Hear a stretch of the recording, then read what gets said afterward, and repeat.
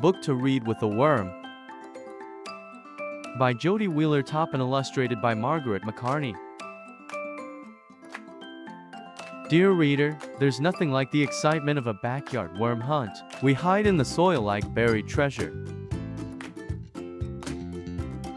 When you find me, please remember that I am a living thing. Treat me gently and don't do anything to hurt me. When we're done reading this book, put me back where you found me. Thanks a bunch, worm. Stop. To read this book you are going to need a worm. This is a book to read with a worm. If you don't have go outside to find one, look for a damp, leafy spot and sift the leaf layer for a hint of wiggle.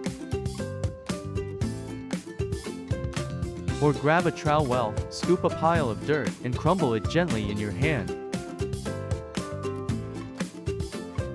Or try pulling up a few large weeds, roots and all. Some worms hide in tangled root balls.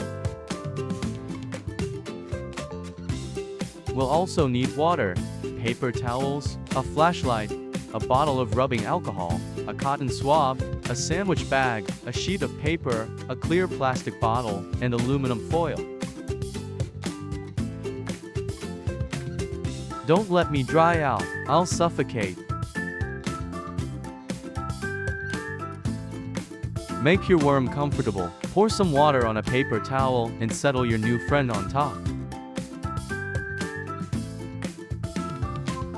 Worms don't have lungs. They get oxygen through their wet skin. You say a clitellum or clitellum. Run your finger across your worm's back. Feel the bump slide across the rings. Is there a fat band over some of the rings?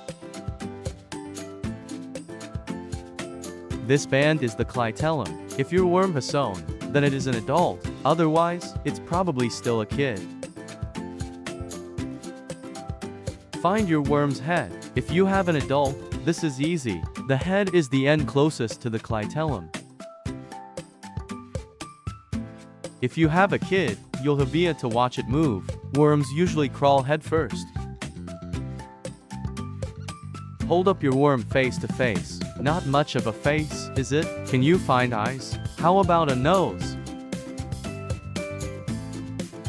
Set your worm on the damp paper towel and shine a flashlight right at its head. Look at it go.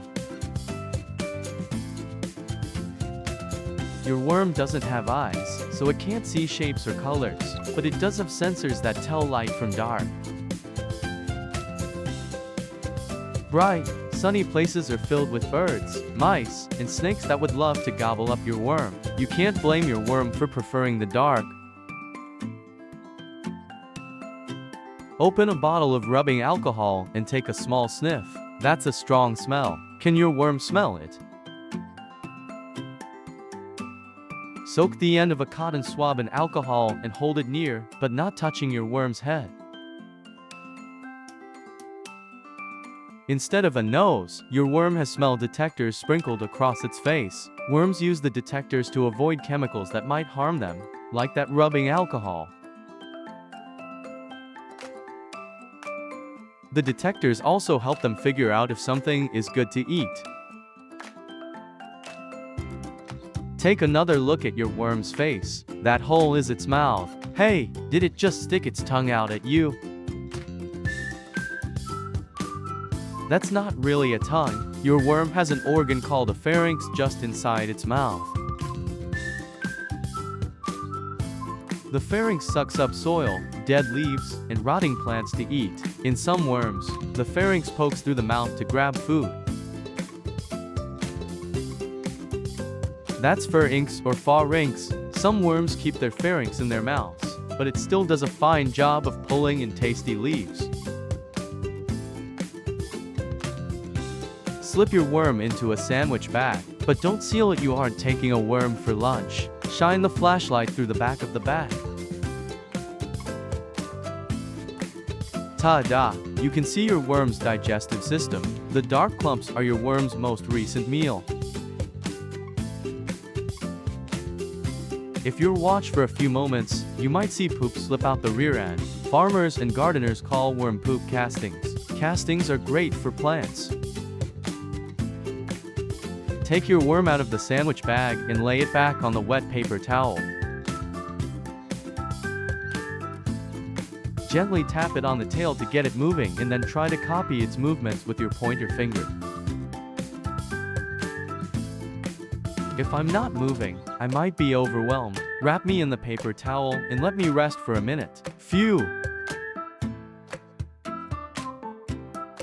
Your finger doesn't make a very good worm, does it? You have bones in your finger, so it can only bend at the joint, where the bones meet up. Worms don't have bones. Their muscles attach to their skin, and they can bend at each segment, or ring, in their body. A worm on the move is constantly changing its shape. One moment, its front end looks like a short, fat sausage. Then it stretches out like a spaghetti noodle. If you looked at your worm through a microscope, you would see that each segment has a few thin, stiff bristles, called setae. Your worm digs the setae on its front segments into the soil or wet paper towel. The front setae hold on tight while your worm drags the back segments forward. Then it holds on with the back setae so it can push the front out, long and thin. Setae are hard to see, but you can hear them. Roll a piece of paper into a cone shape so it looks like a megaphone. Set your worm inside the fat end of the cone, and hold the small end to your ear. Sit still and quiet. Do you scratching in the tube? It comes from the setae. Your worm is trying without much luck to anchor itself on the smooth paper. Man, I gotta get a grip. Setae don't work well on paper, but they are perfect for crawling through soil. Give your worm some dirt and let it spend an entire night exploring. Take a clean, clear plastic bottle and have an adult cut away the top. Fill the bottle with soil and leaf bits. Welcome your wiggly friend to Hotel Worm, and cover the entire container with aluminum foil to block out light. Try a bottle from a single-serve drink. You'll be able to see more of our tunnels. We love special treats like apple peels and old lettuce. You can even invite 3 or 4 friends to spend the night with me. If our dirt is dry, add a few tablespoons of water to keep us comfy. It's a sleepover. Make sure you cover the top of the bottle, too. Don't worry, we'll have enough oxygen to last the night. We don't need as much air as you do.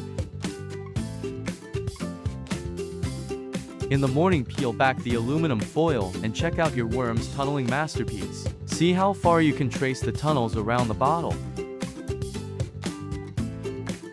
Peek inside the tunnels. Do you see castings? Worms often tunnel by eating a path for themselves. I have great taste in interior decor. It's time for your worm to go home. Take the bottle back to the place where you found your worm. Dump the dirt out, worm and all. Before your worm slips away, bid it goodbye, wish it well, and thank it for helping you read this book. So long. Thanks for taking good care of me. Hey, that's me.